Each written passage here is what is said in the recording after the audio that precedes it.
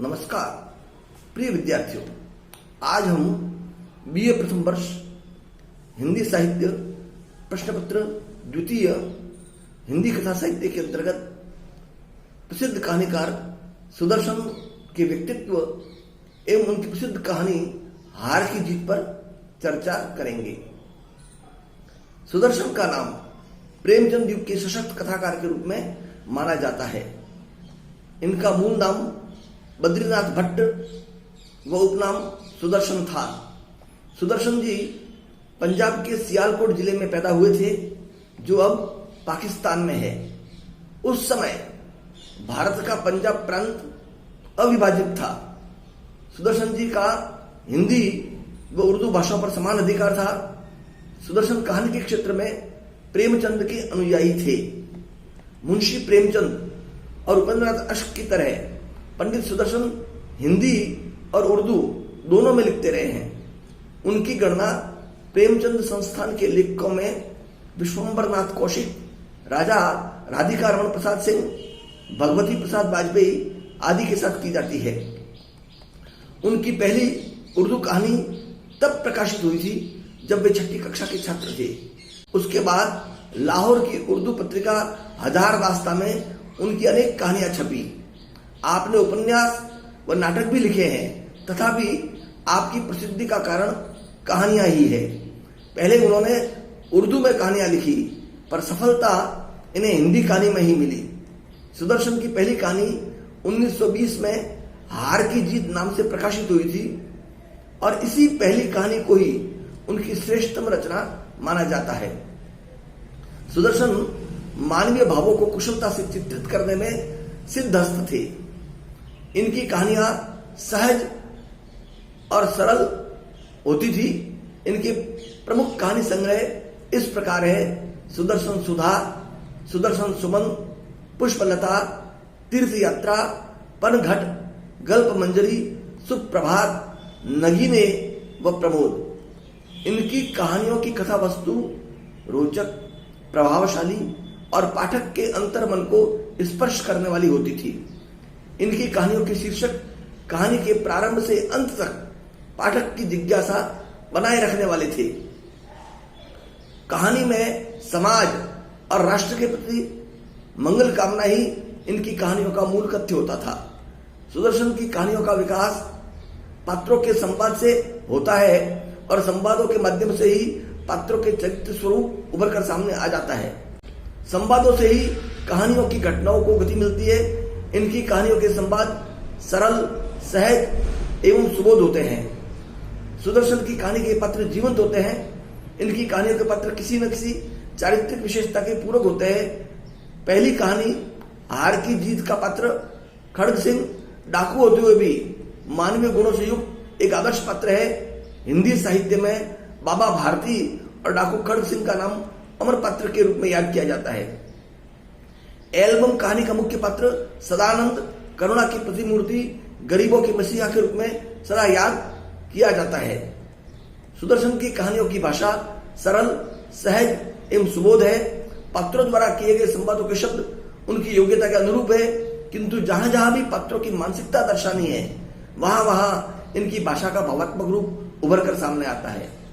संवादों के द्वारा जहां एक और कहानी की घटना को गति मिलती है, वही दूसरी तरफ उनके माध्यम से पात्रों के चरित्रांकन को भी उभारा गया है। वातावरण सृजन व चरित्रीकरण में आपको अद्भुत सफलता मिली है।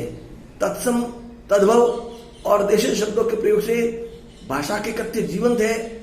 मुहावरों व कहावतों का प्रयोग यथास्थान सुंदर बना है। इनकी कहानियों में समकालीन कहानीकारों की तरह किसी न किसी प्रकार की जीवन मूल्यों की स्थापना लक्षित होती है। सुदर्शन ने मानवीय व्यवहार तथा मानवों को अच्छी बुरी प्रवृत्तियों से भलीभांति जाना पहचाना है। उसी के अनुरूप वे अपनी कहानी का स्वरूप बनाते हैं। अतः इनकी कहानियों में उद्देश्य निष्ठता और सर्वत्र प्रेरणा के स्रोत प्रभावमान दिखाई देते हैं। सुदर्शन मानवीय भावों के कुशल चितेरे थे।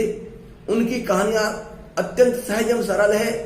उनकी अधिकांश कहानियों में सामाजिक समस्याओं को ही चित्रित किया गया है। कहानियों की कथा वस्तु रोचक, प्रभावशाली और दिल को छू लेने वाली होती है। कहानियों का शीर्षक उनका प्रारंभ और अंत निस्संदेह आकर्षक एवं कौतूहलपूर्ण है। राष्ट्र व समाज की मंगल कामना ही इनकी कहानियों का मूल कृत्य है। वे कथा वस्तु का ताना बाना इस तरह बुनते हैं कि अंत तक पाठक की जिज्ञासा बनी रहती है। कहानियों का विकास कथोपकथन सुंदर, सरल व स्वाभाविक है। ये आर्य समाजी थे, अतः समाज सुधार का रूप सुदर्शन की कहानियों में स्पष्टतः प्रतिबिंबित हुआ है। कहीं कहीं इनकी सुधारवादी प्रवृत्ति कहानी कला पर हावी हो गई है, अतः उन पर घोर आदर्शवादी होने का दोष भी लगाया जाता है। पर वे मानवीय मूल्यों का सूक्ष्म अंकन करते हैं, इसलिए उनकी कहानियां पाठक के मर्म को छूती है।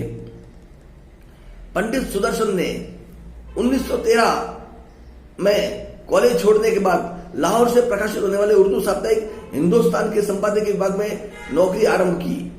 उसके बाद उन्होंने क्रम से 4 उर्दू पत्रों भारत, चंद्र, आर्य पत्रिका व आर्य गजट का संपादन किया। उन्होंने अखबार चलाए और साथ ही कहानियां लिखते रहे। उनकी पुस्तकें मुंबई के हिंदी ग्रंथ रत्नाकर कार्यालय द्वारा भी प्रकाशित हुई। उन्हें गद्य और पद्य दोनों ही में महारत हासिल थी। पंडित जी की पहली प्रकाशित हिंदी कथा उनकी सबसे प्रसिद्ध कहानी हार की जीत है, जो कि सन 1920 में प्रतिष्ठित हिंदी साहित्यिक पत्रिका सरस्वती में प्रकाशित हुई थी। उनकी कहानियों में मानवीय तत्व की प्रमुखता है। मुख्य धारा के साहित्य सृजन के अतिरिक्त उन्होंने अनेक फिल्मों की कथा, पटकथा, संवाद और गीत भी लिखे हैं। सन 1935 में उन्होंने कुंवारी या विधवा फिल्म का निर्देशन भी किया था। इस फिल्म के देशभक्ति भाव से उत्प्रोत गीत भारत की दीन दशा का तुम्हें भारत वालों कुछ ध्यान नहीं ने पराधीन भारत के फिल्म दर्शकों के मन में देश प्रेम का एक ज्वार सा उत्पन्न किया। फिल्म धूप छाव 1935 के प्रसिद्ध गीत तेरी गठरी में लागा चोर, बाबा मन की आंखें खोल आदि उन्हीं के लिखे हुए हैं। इसी फिल्म में उनका लिखा और पारुल घोष, सुप्रभा सरकार और हरिमती का गाया गीत मैं खुश होना चाहूं हो न पाऊं सही अर्थ में भारतीय सिनेमा का पहला प्लेबैक गीत था। सोहराब मोदी की प्रसिद्ध फिल्म सिकंदर 1941 सहित अनेक फिल्मों की सफलता का श्रेय उनके पटकथा लेखन को जाता है। उनकी साहित्यिक रचनाओं में तीर्थ यात्रा, पत्थरों का सौदागर, पृथ्वी वल्लभ, बचपन की एक घटना, परिवर्तन, अपनी कमाई, हेर फेर, सुप्रभात, सुदर्शन सुधा आदि के नाम उल्लेखनीय है। वे सन 1950 में बने फिल्म में लेखक संघ के प्रथम उपाध्यक्ष थे और सन 1945 में महात्मा गांधी द्वारा प्रस्तावित अखिल भारतीय हिंदुस्तानी प्रचार सभा वर्धा की साहित्य परिषद के सम्मानित सदस्यों में से एक थे। उनका विवाह लीला देवी से हुआ था। प्रिय विद्यार्थियों, उनकी सर्वाधिक प्रसिद्ध कहानी है हार की जीत। यह किसी ऐसे फेबल जैसी कहानी है जो हिंदी कहानी के इतिहास में हमेशा बनी रहेगी। बाबा भारती और खड़ग सिंह की कहानी मनुष्य के भीतर छिपी अच्छाइयों के पुनरुद्धार और दूसरे मनुष्य पर विश्वास की अनश्वरता की अद्भुत लोक गाथात्मक कहानी है।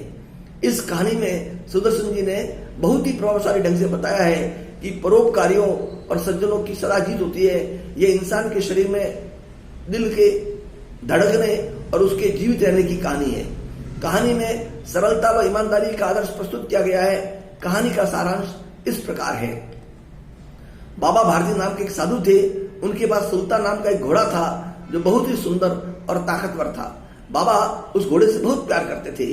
माँ को अपने बेटे और किसान को लहलहाते खेत को देखकर जो आनंद आता है वही बाबा भारती को अपना घोड़ा देख कर आता था। भगवत भजन से जो समय बचता वह घोड़े को अर्पण हो जाता। वह घोड़ा बड़ा सुंदर था, बड़ा बलवान। उसके जोड़ का घोड़ा सारे इलाके में न था। बाबा भारती उसे सुल्तान कहकर पुकारते, अपने हाथ से खड़ारा करते, खुद दाना खिलाते और देख देखकर प्रसन्न होते थे। एक दिन सुल्तान के बारे में सुनकर उस इलाके का डाकू खड़ग सिंह बाबा भारती के पास आया और उसने सुल्तान को देखने की इच्छा जताई। बाबा भारती ने गर्व के साथ खड़ग सिंह को अपना घोड़ा दिखाया और उसके गुणों का बखान किया। घोड़े की चाल को देखकर खड़ग सिंह के हृदय पर साफ लौट गया। वह डाकू था और जो वस्तु उसे पसंद आ जाए उस पर वह अपना अधिकार समझता था। उसके पास बाहुबल था और आदमी भी। जाते जाते उसने कहा, बाबा जी, मैं यह घोड़ा आपके पास न रहने दूंगा। खड़ग सिंह की इस बात से बाबा डर गए। वे रात पर बैठकर घोड़े की रखवाली करने लगे। उन्हें हर समय खड़ग सिंह के आने का डर सताने लगा। एक दिन शाम के समय वे घोड़े पर बैठकर कहीं घूमने जा रहे थे कि रास्ते में उन्हें एक गरीब अपाहिज पेड़ के नीचे बैठा मिला। बाबा के पूछने पर उसने रामावाला गांव तक पहुंचाने का आग्रह किया। उसने कहा कि मुझे 3 मील दूर रामावाला में जाना है, लेकिन मैं चलने में लाचार हूं, आप मुझे अपने घोड़े पर बैठाकर वहां पहुंचा दे। बाबा ने उस अपाही को घोड़े पर बैठा दिया और वे स्वयं घोड़े की लगाम पकड़कर पैदल चलने लगे। अचानक बाबा को एक झटका देकर वह अपाही घोड़े को दौड़ाने लगा। बाबा ने देखा तो वे चीख उठे, क्योंकि वह अपाही डाकू खड़ग सिंह था।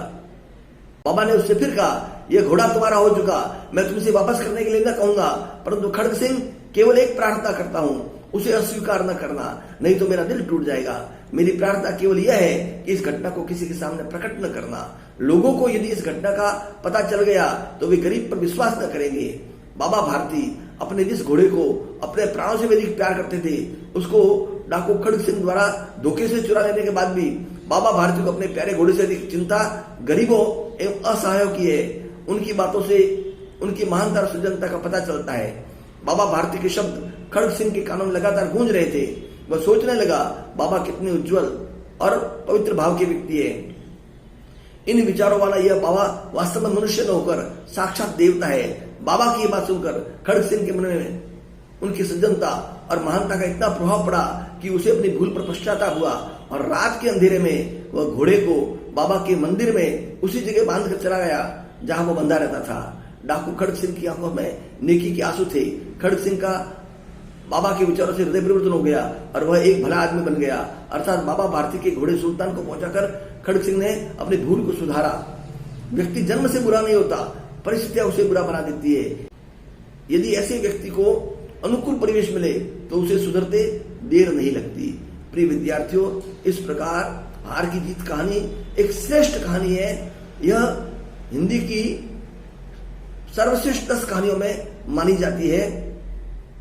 सुदर्शन ने इस कहानी के द्वारा अपना नाम अमर कर दिया। वे अद्भुत लेखक थे, उनकी कलम का लोहा आलोचक मानते हैं। आप सुदर्शन की अन्य कहानियों का भी अध्ययन करें और हार की जीत का पूरा अध्ययन करके सुदर्शन के व्यक्तित्व एवं कृतित्व को समझने की कोशिश करें। धन्यवाद, नमस्कार।